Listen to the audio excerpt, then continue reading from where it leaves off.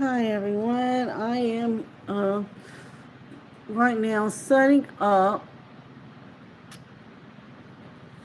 the green screen for today's read, believe it or not.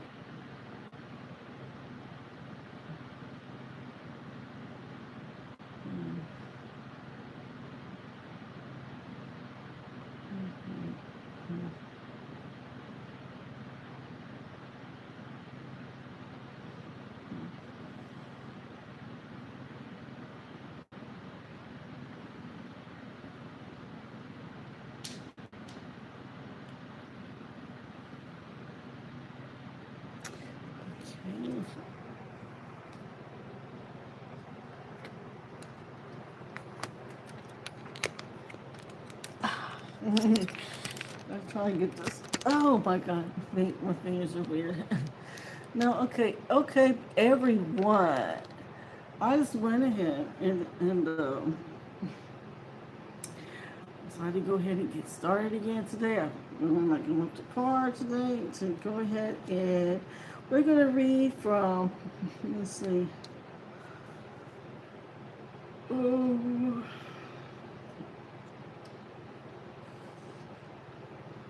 810 through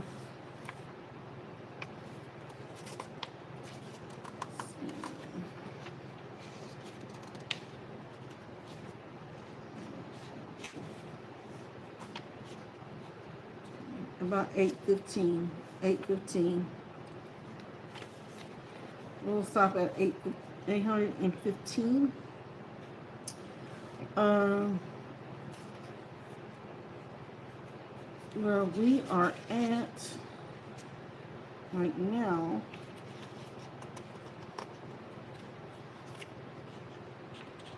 We are in book 5.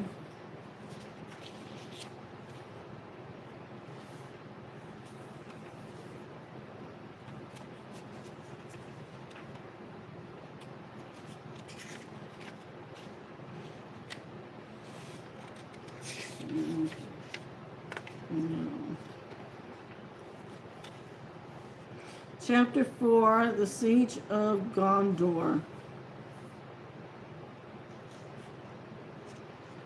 Okay. So we're on page 814. No, wait a minute. No. Da da da. Da da da da da.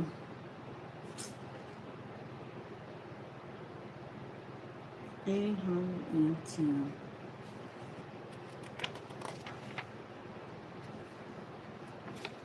This is what it's again. Yeah, 810. Yeah, 810 through 815. Um, chapter 4, book 5, Siege of Gondor, from the Lord, Lord of the Rings trilogy, Return of the King, extended edition. Okay, by JRR Tolkien. Now, okay, so if you haven't noticed in the news, there's news that someone went and had attained his work. Believe it or not. That is so crazy. That is so crazy.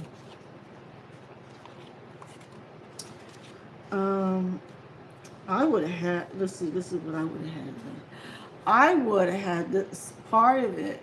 I would have had, look, I would have had the works fully published, whatever, as is. And then I would have had people read the works, like I have been doing, read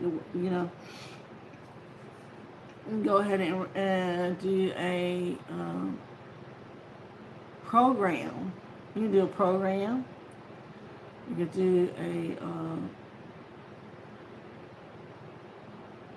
a read. Yeah, that could be.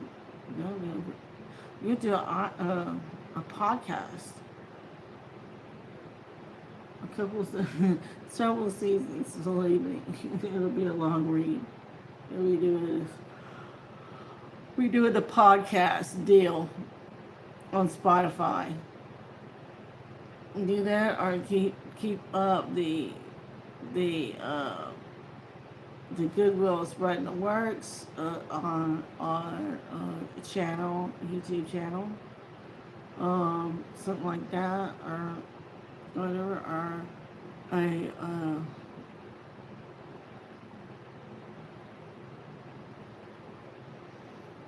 you do a book club panel too. There's lots of things to do.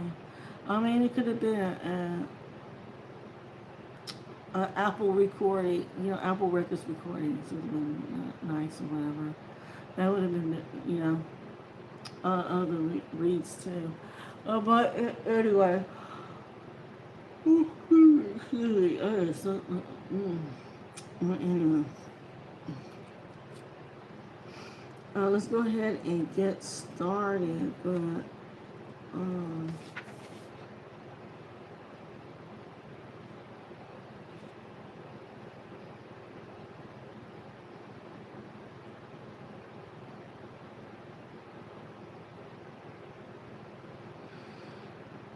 okay.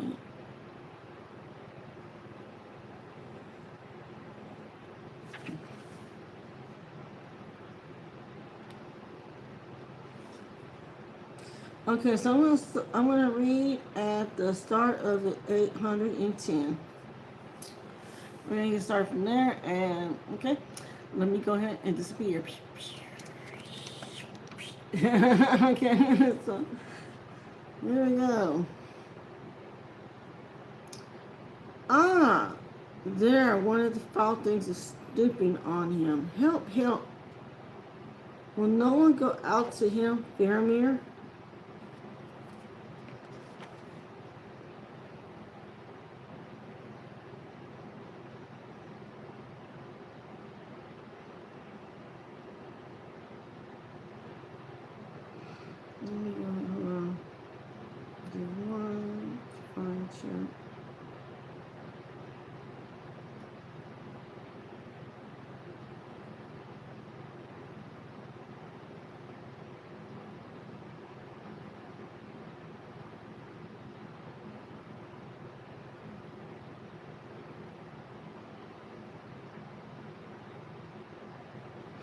Yeah, I'm right.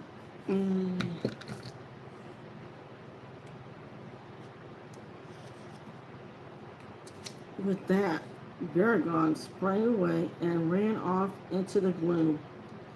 Ashamed of his terror, while Baragon of the guard thought first of the captain, whom he loved, Pippin got up and peered out. At that moment he caught a flash of white and silver coming from the north. Like a small star down on the dusky fields, it moved with the speed of an arrow and grew as it came, converging swiftly with the flight of an arrow.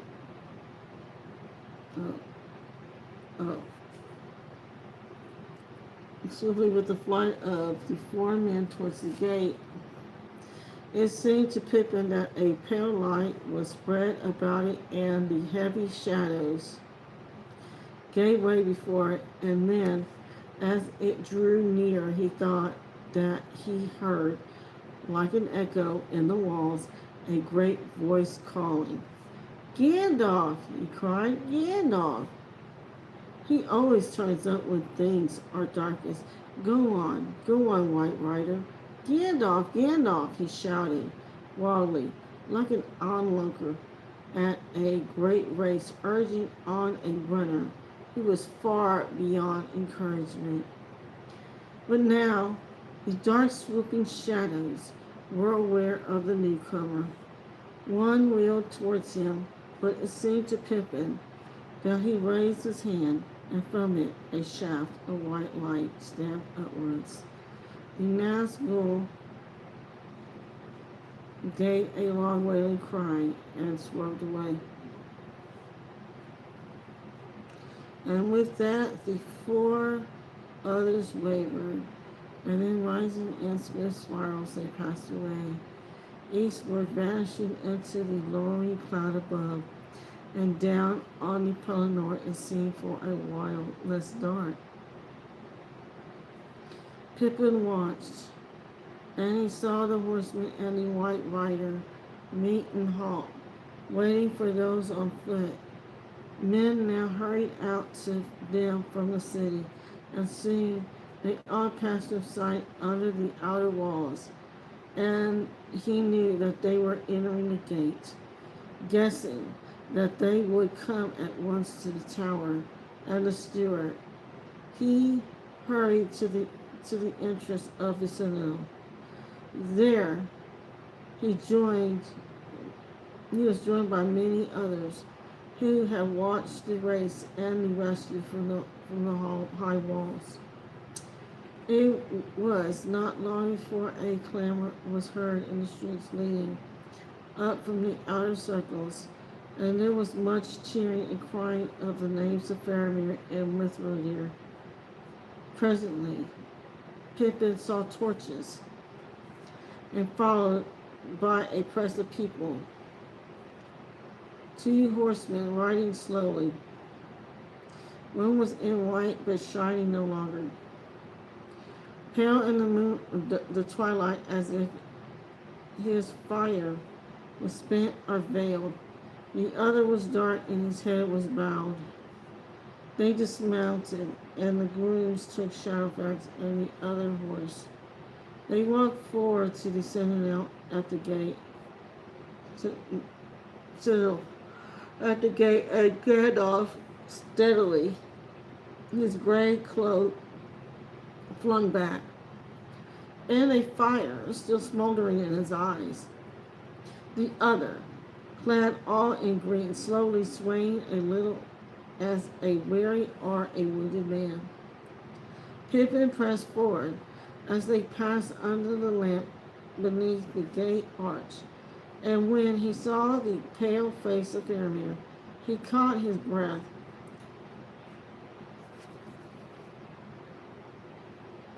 It was the face of one who has been assailed by a great fear or anguish, but has mastered it and now is quiet. Proud and grave, he stood for a moment as he spoke to the guard, and Pippin, gazing at him, saw how closely he resembled his brother Boromir, whom Pippin had liked him from the first, admiring the great man's lordly but kindly manner. Yet suddenly, before him, his heart was strangely moved with a feeling that he had not known before. He was one with an air of high nobility, such as Aragorn at times revealed, less high perhaps, yet also less incalculable and remote, one of the kings of men, born into a latter time, but touched with the wisdom and sadness of the elder race. He knew why Beregond spoke his name with love. He was a captain that men would follow, and that he would follow even under the shadow of the black wings. Faramir, he cried aloud with the others. Faramir! And Faramir, catching a strange voice among the clamor of the men of the city, turned and looked down at him and was amazed. Whence come you? He said.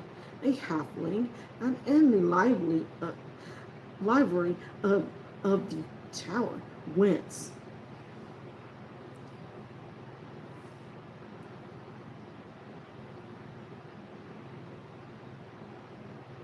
But with that, Gandalf stepped to his side and spoke. He came with me from the land of the halflings. He said, he came with me, but let us not tarry here. There is much to say and to do.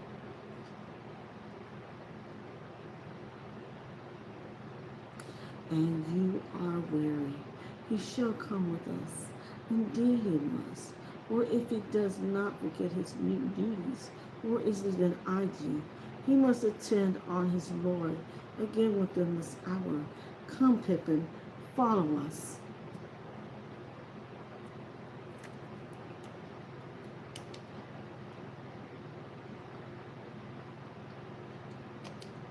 So at length they came to the private chamber of the lord of the city. There deep seats were set about a brazier of charcoal, and wine was brought. And there Pippin Hardynose stood behind the chair of Denethor and felt his weariness little. So eagerly did he listen to all that was said. When Faramir had taken white bread and drunk a draught of wine, he sat upon a low chair at his father's left hand. Removed a little upon the other side sat Gandalf in a chair of carven wood, and he seemed at first to be asleep. For at the beginning, Faramir spoke only of the errand upon which he had been sent out 10 days before, and he brought tidings of Aethelin and of movements of the enemy and his allies, and that he told of the fight on the road when the men of Harad and their great beasts were overthrown. A captain reporting to his master such matters as had often been heard before, small things of border war that now seem useless and petty, short of their renown. Then suddenly, Faramir looked at Pippin. But now we come to strange matters, she said, for this is not the first halfling that I have seen walking out of northern legends into the southlands. At that, Gandalf sat up and gripped the arms of his chair, but he said nothing, and with a look stopped the exclamation on Pippin's lips. Denethor looked at their faces and nodded his head, as though in sign that he had read much there before it was spoken.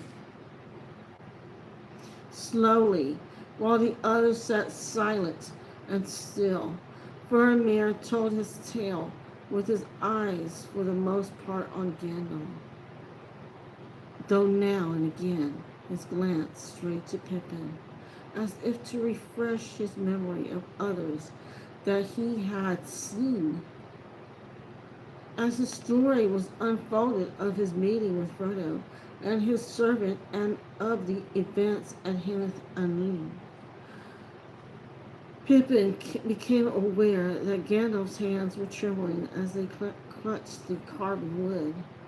White they seemed, now and very old, and as he looked down at them, suddenly with a thrill of fear, Pippin knew that Gandalf himself, was troubled, even afraid. The air of the room was close and still. At last, when Faramir spoke of his parting with the travelers and of their resolve to go to Cirith Ungol, his voice fell, and he shook his head and sighed. Then Gandalf sprang up. Cirith Ungol? Morgul Val? He said. The time, Faramir, the time.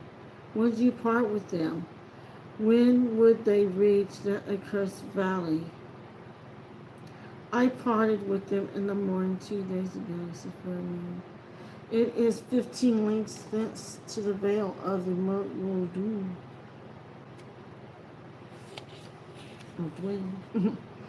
If they went straight south, and they would be still 5 leagues westward of the accursed tower. As swift as they could not come here before today, and maybe they would have not come there yet. Indeed, I see what you fear, but the darkness is not due to their venture.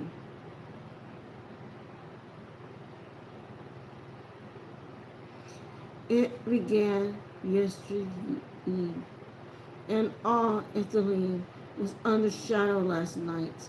It is clear to me that the enemy has long planned an assault on us, and its hour had already been determined before ever the travelers left my keeping.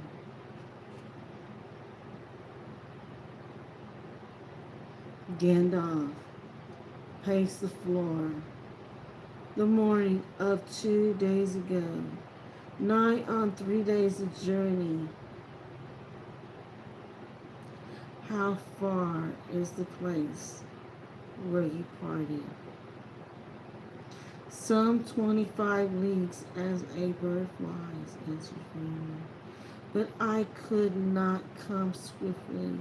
Yesterday eve I lay at War Andros and along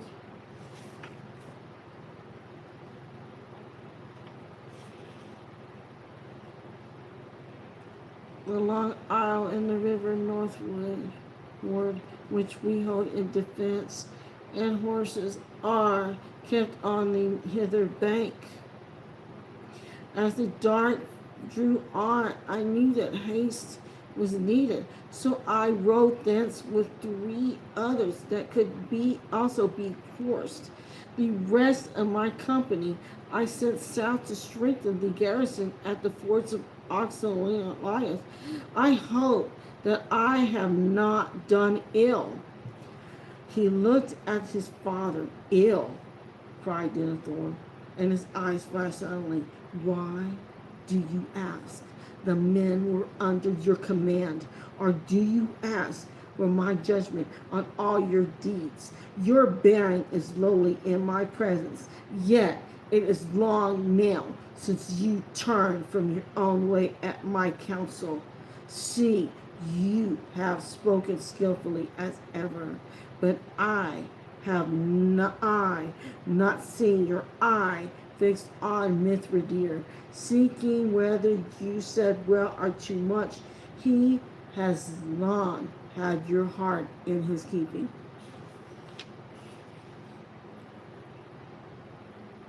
My son, your father is old, but not yet doter. I can see and hear, as was my wont, and little of what you have said or left unsaid is now hidden from me. I know the answer to many riddles. Alas, alas for Boromir. If what I have done displeases you, my father, said Boromir quietly, I wish I had known your counsel, for the burden of so weighty a judgment was thrust upon me. Would that have availed to change your judgment? Said Denethor. You would still have done so, just so, I mean. I know you will. Ever your desire to appear lordly and generous as an old king of old, gracious and gentle, that may be well befit of one high race, if he sits in power and peace. But in desperate hours, gentleness may be repaid with death. So be it, said Firmin. So be it, cried Denethor. But not with your death only, Lord Faramir, but with the death also of your father and of all your people, whom it is your part to protect now that Boromir is gone. Do you wish then, said Faramir, that our places had been exchanged? Yes, I wish that indeed, said Denethor, for Boromir was loyal to me and no wizard's pupil. He would have remembered his father's need and would not have squandered what fortune gave. He would have brought me a mighty gift. For a moment, Fromir's restraint gave way. I would ask you, my father, to remember why it was I, not he, was in Italy. One On one occasion, at least your counsel has prevailed. Not long ago, it was the lord of the city that gave the errand to him. Stir not the bitterness in the cup that I mix for myself, said Denethor. Have I not tasted it now, many nights upon my tongue, foreboding that worse that yet lay in the dregs, as now indeed I find. Would it were not so. Would that this thing had come to me. Comfort yourself, said Gandalf. In no case would Boromir have brought it to you. He is dead and died well. May he sleep in peace. Yet you deceive yourself. He would have stretched out his hand to this thing, and taking it, he would have fallen. He would have kept it for his own. And when he returned, you would not have known your son.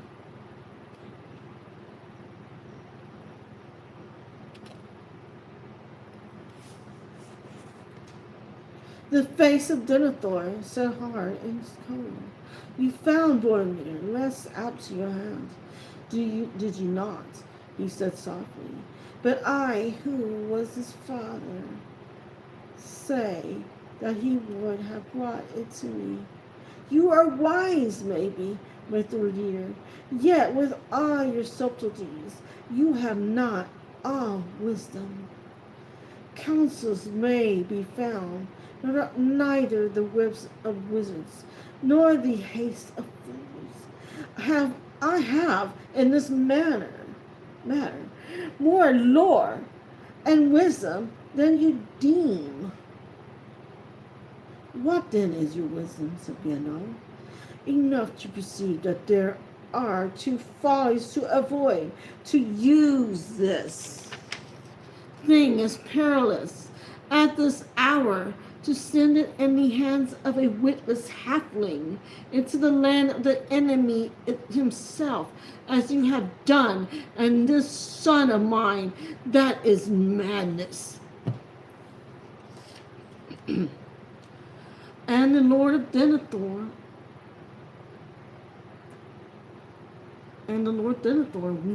what would he have done? Neither. But most surely not for any argument would have set this thing a hazard beyond all but a fool's hope, risking our utter ruin. If the enemy should recover what he lost, nay, it should have been kept hidden dark and deep, not used, I say, unless at the uttermost end of need, but set beyond his grasp, saved by a victory so final that what then befell would not trouble us being dead. You think, as is your wont, my lord, of Gondor only, said Gandalf. Yet there are other men and other lives, and time still to be. And for me, I pity even his slaves. And where will other men look for help if Gondor falls? Answered Denethor. If I had this thing now in deep vaults of this citadel, we should not then shake with dread under this gloom. Fearing the worst, should not then shake with dread under this gloom, but fearing the worst, and our counsels would be undisturbed. If you do not trust me to endure the test. You do not know me yet. Nonetheless, I do not trust you, said Gandalf. Had I done so, I could have sent this thing hither to your keeping and spared myself and others much anguish. And now, hearing you speak, I trust you less, no more than Boromir. Nay, stay your wrath. I do not trust myself in this and refuse this thing. It would have overthrown you were it buried beneath the roots of Mytholine.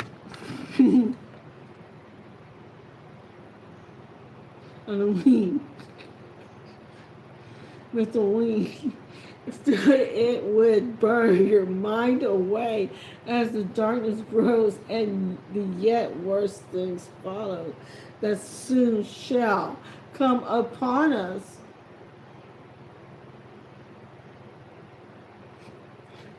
For a moment, the eyes of Denethor glowed again as he faced Gandalf, and Pippin felt once more the strain between their wheels.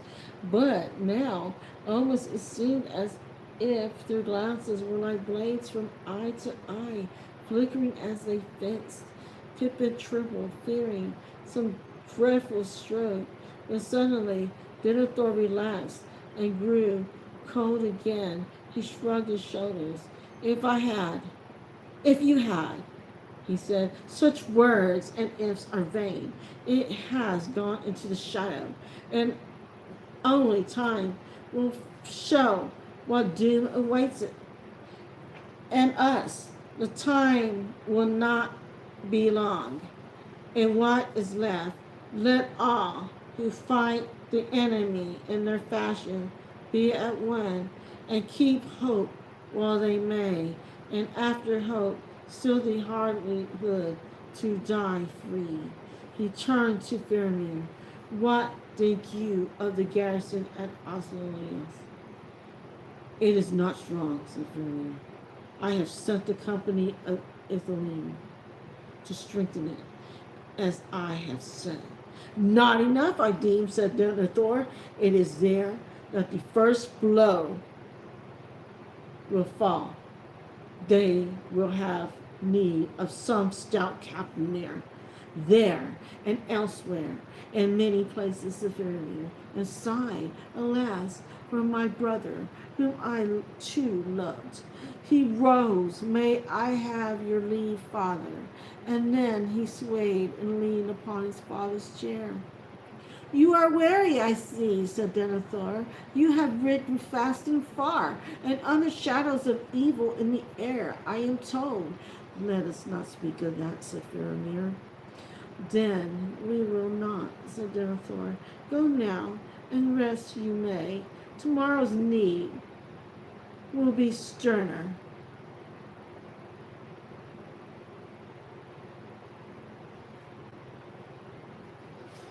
Okay, I'm going to go ahead and stop here. No, I'm going to go ahead. I'm going to read on to 816. There you go. On now took leave of the lord of the city and went to rest while they still could. Outside there was a starless blackness as Gandalf, it was Pippin, beside him bearing a small torch, made his way to their lodging. They did not speak until they were behind closed doors. Then at last Pippin took Gandalf's hand. Tell me, he said, is there any hope for Frodo? I mean, or at least mostly for Frodo. Gandalf put his hand on Pippin's head. There never was much hope, he answered, just a fool's hope, as I have been told. And when I heard of Cirith Ungol, he broke off and strode to the window, as if his eyes could pierce the night in the east. Cirith Ungol, he muttered. Why that way, I wonder? He turned. Just now, Pippin My heart almost failed me hearing that name. And yet, in truth, I believe that the news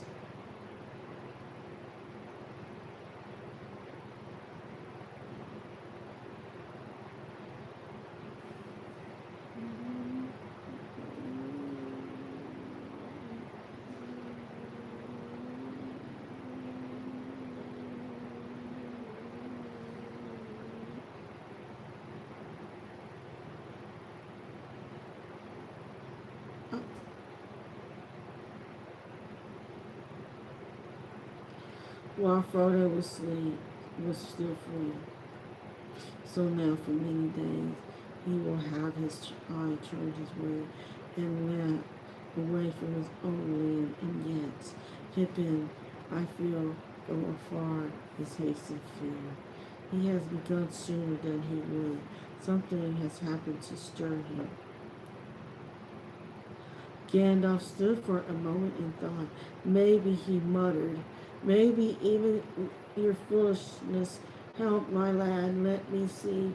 Some 5 days ago now that he would discover that he thrown down Soromor and had taken the stone. Still, what of that?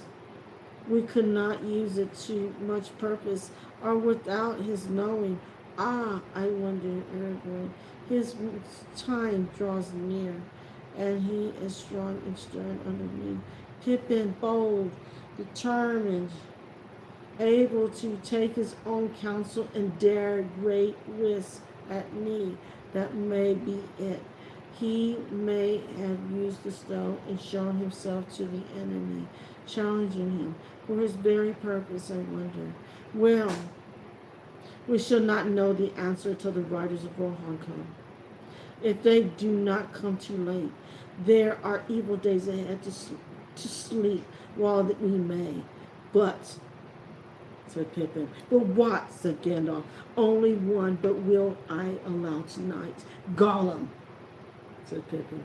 How on earth could they be going about with him, even following him? And I could see that Faramir did not like the place he was taking them to any more than you do. What is wrong? I cannot answer that now, said Gandalf. Yet my heart guessed that Frodo and Gollum would meet before the end, for good or for evil. But of Sarith Ungul, I will not speak tonight. Treachery, I fear. Treachery of that miserable creature. But so it must be. Let us remember that a traitor may betray himself, but do good that he does not intend. It can be so sometimes. Good night. Okay, with that, I'm gonna go ahead. I'm gonna stop there.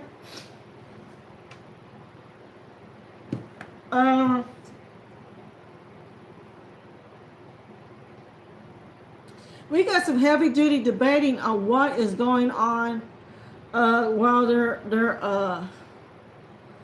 deciding what to do, right? They're like, well, because we got something. I feel something bad is going to happen.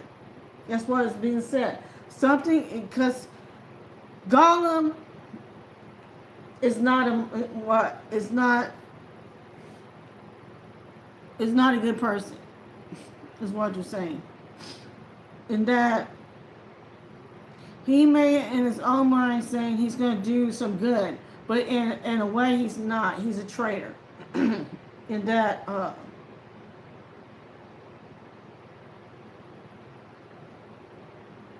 he may end up being dead. But we already know, spoiler, we already know it. But, we know what the ending is. But we've seen the movies, people. Okay, spoiler alert. Okay, we've seen the movies.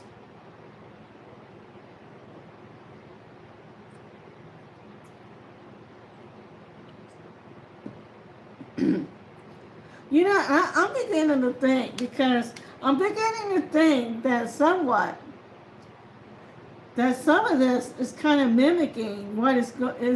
I can adapt this to what is going on in real life. You know, that it seemed like it's too. What do you call it? Wait a minute. Oh, I gotta go. I gotta get my delivery. Okay, hold on. I gotta go. Hold up. Hold on, people. Hold on to your rings.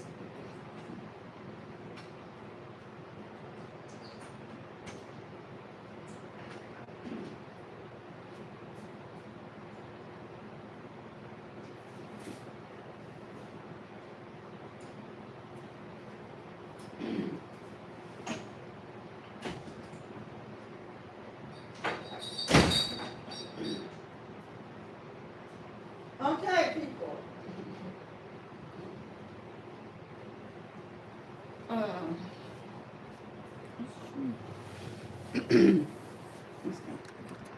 okay, I'm gonna come back. Okay.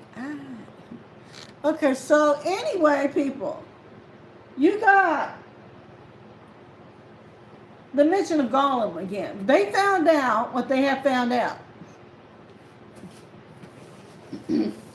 They had scouts. There's spies everywhere.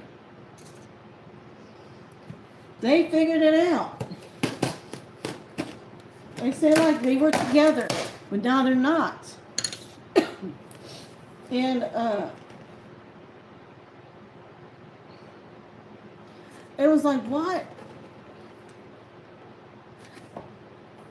He is giving a foreshadowing. Again, it's a lot of innuendo, of what is going on here. Remember, again, Gandalf, he's got good one-liners. I'm gonna hand it to him. He has the best one-liners ever. If they made a film only on him, people will go. People will go. Because I had to go get some. I had to. I had to go get the big bottle. So anyway, people, I'm telling you that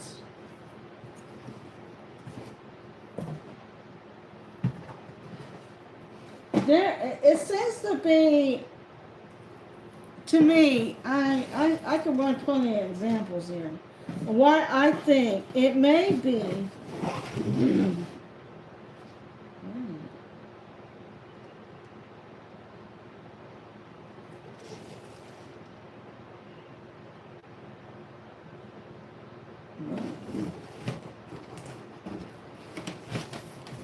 underwear in an envelope. Underwear in an envelope, people. Look at this.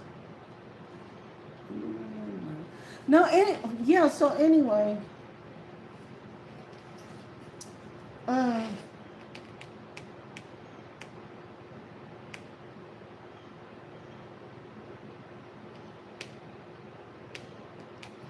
okay, we're generally,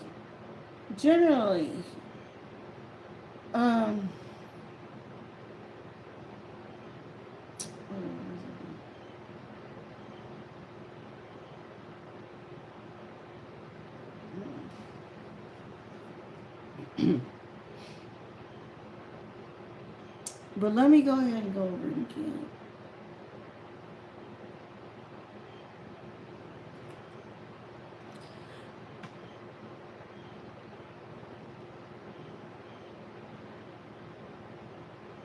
That is a astute prediction of what may happen. That's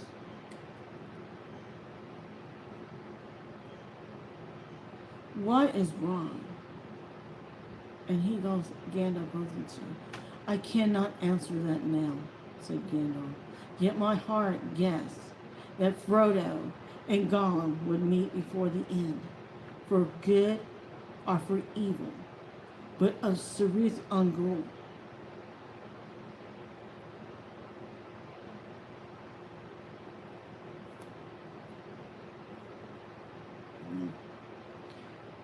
I will not speak tonight. Treachery, treachery, I fear. Treachery of that miserable creature. But so it must be. Let us remember that a traitor may betray himself and do good that he does not intend. It can be so.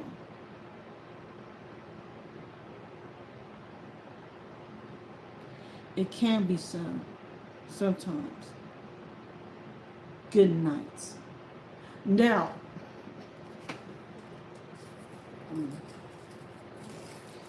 he went quiet. He did. He went quiet. Gollum went went. When they say Gollum, he's on his evil. He's on his evil cycle. And that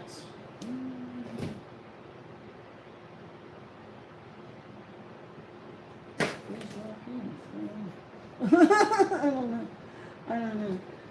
And that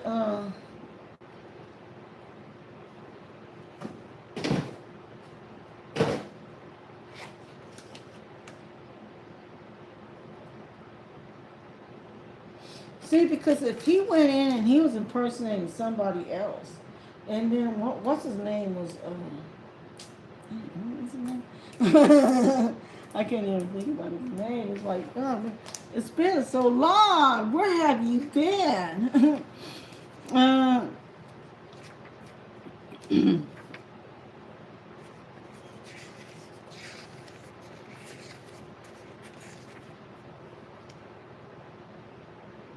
Sam McGee.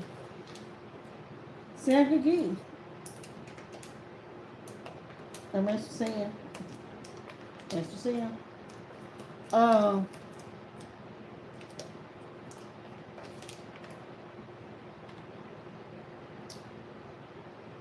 Yeah, because Gollum was trying to be the best bud of Frodo's life.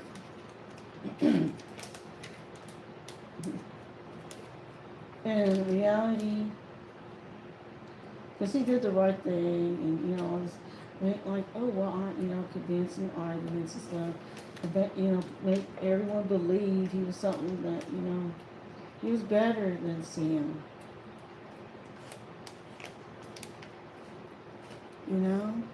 But in reality, he wasn't.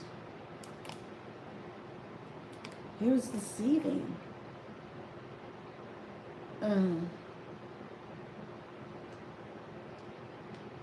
Yeah, he went and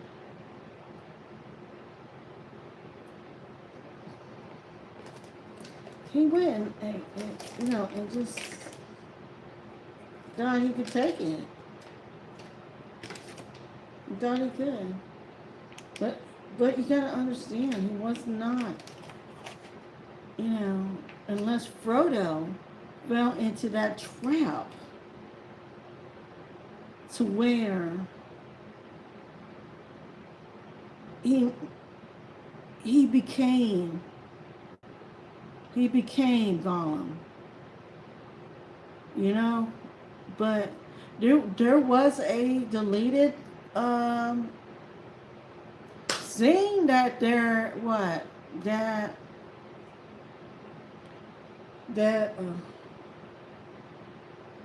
that Frodo became the new Gollum. He became the monster, the traitorous creature that backstabbed, the cause, the kingdoms, And he wasn't the team player. He went against him, but he had intention to take down Sam Gamgee. He did. Our master singing.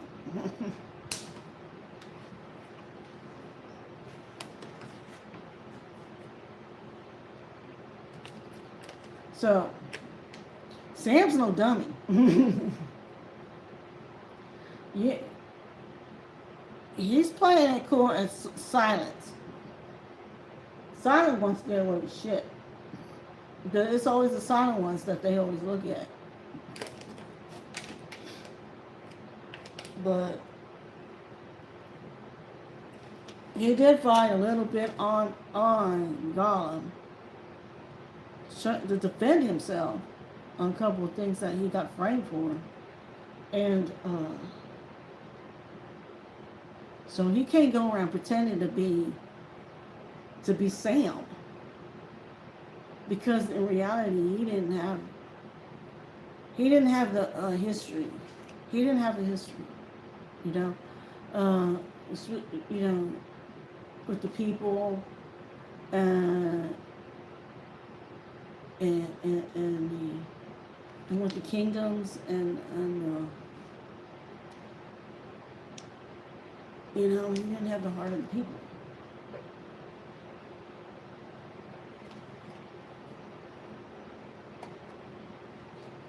So that's why the standbys always feel like they're the real bad standbys are the ones that are unwanted. The ones that are unwanted standbys for reals that are so deadly that they would pretend that far to think that in the real in the real world, the fantasy in his mind is that he's going to go take someone else's place and pretend to be that person, to end up going where people are going like, what is this? What the effing is going on here? You're not supposed to be here. You're not Master Sam, honeys. You're not Master Sam.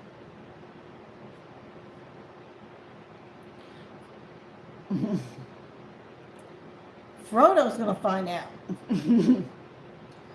If Frodo knew about this and he went over there, then Frodo gonna die. But he's dead anyway. Oh, spoiler. But anyway, we all know. We've seen the films, people. But anyway, okay. So yeah. So you got. But that's what he goes into again. Let me rephrase it again. Let me go ahead and I'm going to do a little highlight, but here you go.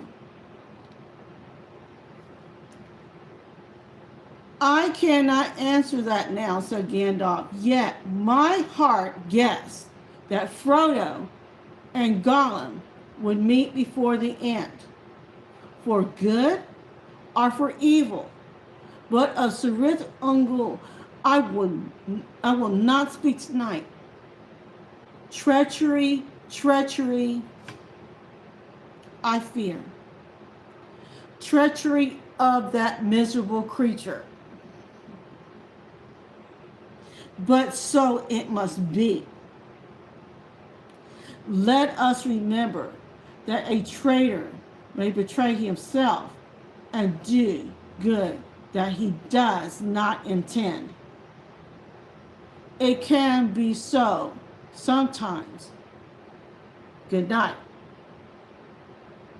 So,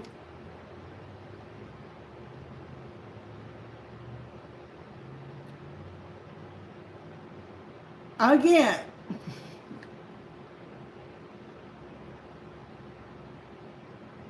Gollum may be his own end if he doesn't do it right. I understand. Because if he's not been doing it right. And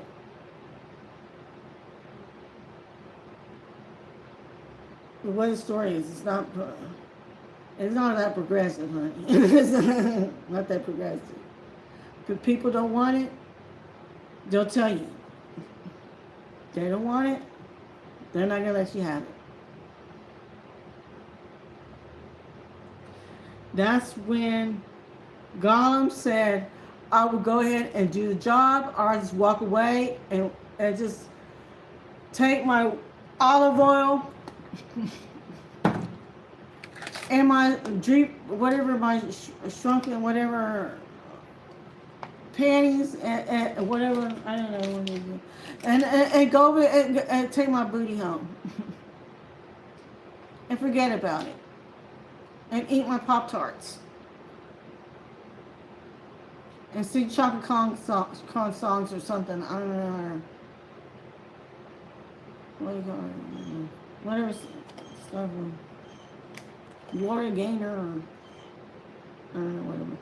Oh, they did. I don't know, whatever. So people, y'all can talk about it, but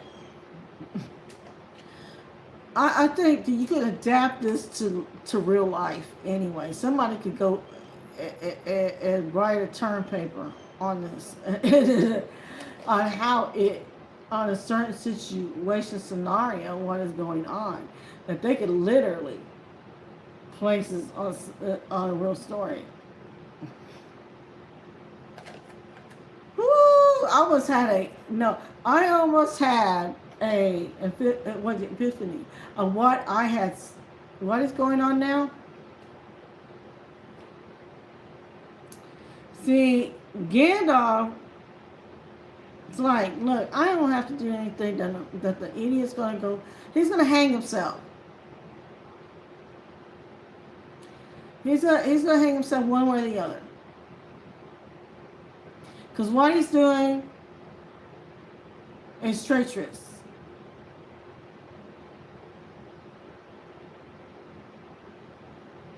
I understand. He's going to end up want to get into a fight with Frodo. And something's going to happen. Bad's going to happen. Or someone's going to kill him. Either way, it could be society. It could be whatever. I don't know. The people, whatever. Someone can go over there, and Gandalf could do it. Was it? Who else can do it?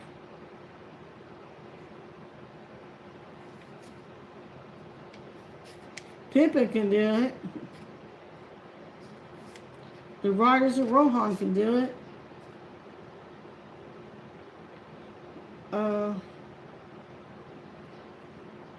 Thor from Faramir.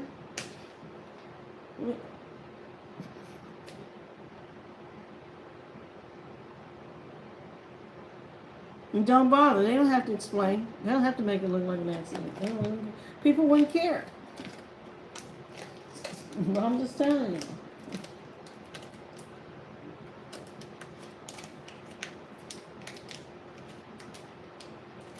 But oh wait.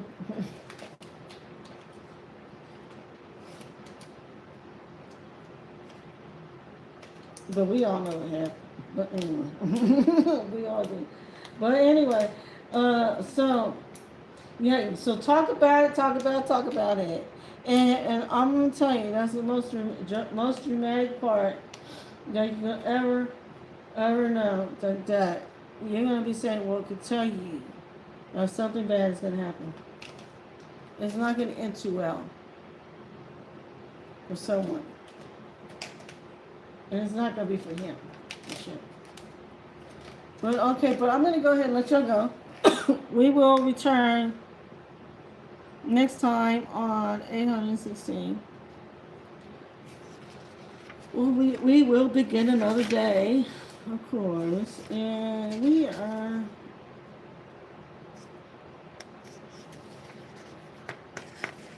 almost done. It's a long chapter, people. It's a long chapter. And it's going to take a couple more days. It's going to take a couple more days to finish this chapter. Then I'm going to tell you.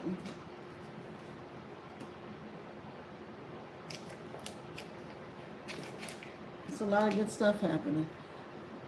Discuss it, talk about it. What is going on here? You know, than what we just talked about. And what could be related? Could it be related to real life or what? What situation?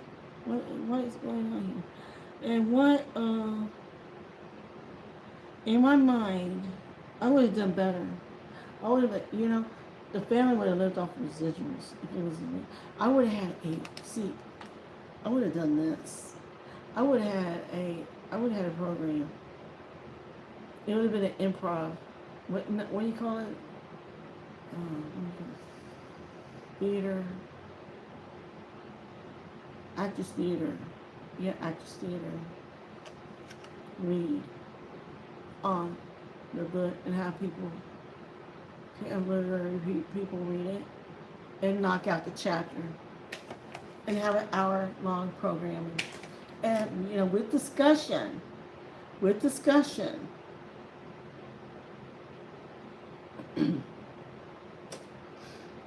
And on DVD, this deal, or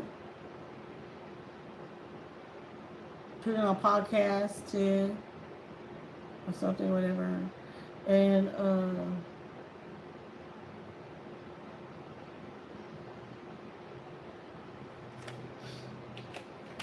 that, or have a read by someone is. It would have been that all that stuff. But anyway, it would have been interesting. But I'm going to go ahead and stop here and start talking about it.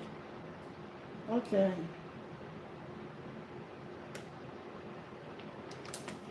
Talk to everyone later. Bye.